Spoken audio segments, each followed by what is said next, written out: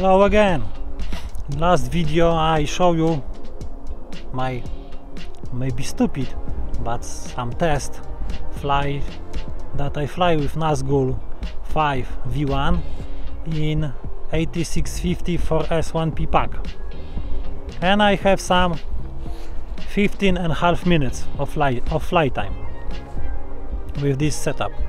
Today I try same battery, not same, from the same company, name Closey or something, but this time 6S1P.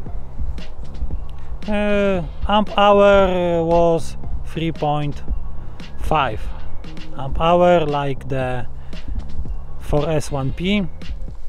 Much longer flight time, 1 minute only, was but the weight of the pack.